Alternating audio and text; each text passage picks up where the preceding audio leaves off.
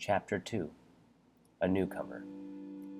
Upon his arrival as a stranger in Pleasant Valley, Solomon Owl looked about carefully for a place to live.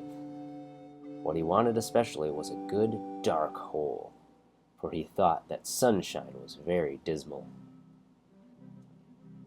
Though he was willing to bestir himself enough to suit anybody, when it came to hunting, Solomon Owl did not like to work. He was no busy nest builder like Rusty Wren.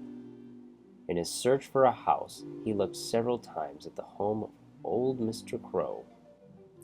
If it had suited him better, Solomon would not have hesitated to take it for his own. But in the end, he decided that it was altogether too light to please him.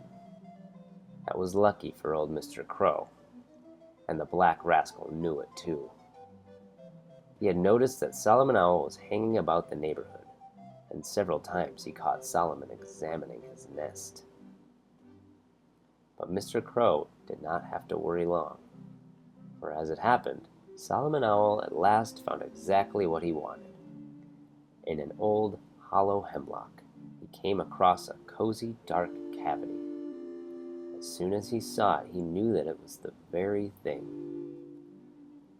So he moved in at once, and except for the time that he spent in the meadow, which was considerably later, he lived there for a good many years.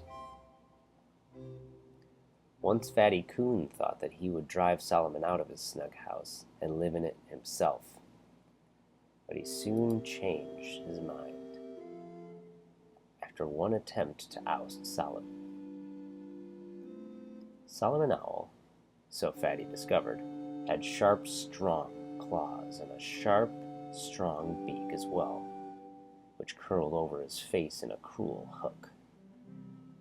It was really a good thing for Solomon Owl, the fight he had with Fatty Coon, for afterward his neighbors seldom troubled him, except when Jasper Jay brought a crowd of his noisy friends to tease Solomon, or Reddy Woodpecker annoyed him by rapping on his door when he was asleep. But those rowdies always took good care to skip out of Solomon's reach. And when Jasper Jay met Solomon alone in the woods at dawn or dusk, he was most polite to the solemn old chap.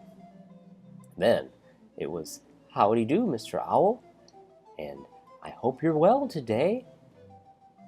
And when Solomon Owl turned his great round black eyes on Jasper, that bold fellow always felt quite uneasy, and he was glad when Solomon Owl looked away.